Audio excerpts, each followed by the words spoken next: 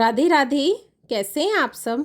आज हम नवरात्रि के दूसरे दिन माँ ब्रह्मचारिणी माता की कथा का श्रवण करेंगे। जय माँ ब्रह्मचारिणी।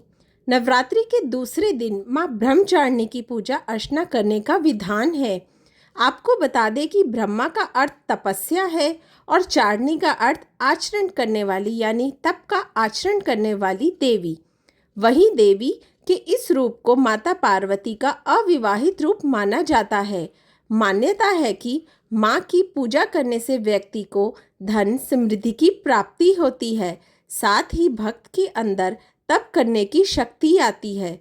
वहीं अगर आप नवरात्रि के दिन माँ ब्रह्मचारिणी की पूजा अर्चना कर रहे हैं तो आपको यह व्रत कथा जरूर पढ़नी चाहिए। पूर्व जन्म में ब्रह्मचारिणी देवी ने पर्वतों के राजा हिमालय के घर पुत्री रूप में जन्म लिया था। साथ ही नारद जी के उपदेश से भगवान शिव को पति रूप में प्राप्त करने के लिए घोर तपस्या की थी।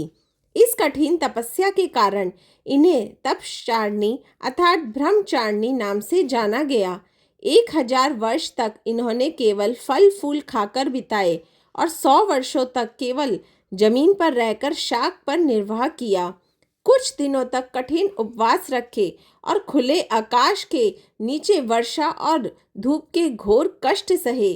3000 वर्षों तक टूटे हुए बिल्व पत्र खाए और भगवान शंकर की आराधना करती रही। इसके बाद तो उन्होंने सूखे बिल्व पत्र खाना भी छोड़ दिया। कई हजार वर्षों तक निर्जल निराहार रहकर तपस्या करती रही। पत्तों को खाना छोड़ देने के कारण ही इनका नाम अपर्णा नाम पड़ गया। कठिन तपस्या के कारण देवी का शरीर एकदम क्षीण हो गया। देवता ऋषि सिद्धगण मुनि सभी ने ब्रह्मचारिणी की तपस्या को अभूतपूर्व पुण्य कृत्य बताया, सराहना की और कहा, हे देवी, आज तक किसी ने इस तरह की कठोर तपस्या नहीं की। यह आपसे ही संभव थी।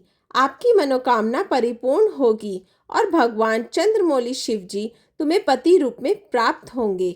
अब तपस्या छोड़कर घर लौट जाओ। जल्द ही आपके पिता आपको लेने आ रहे हैं। माँ की कथा का सार यह है कि जीवन के कठिन संघर्षों में भी मन विचलित नहीं होना चाहिए। माँ ब्रह्मचारिणी देवी की कृपा से सर्व सिद्धि प्राप्त होती है।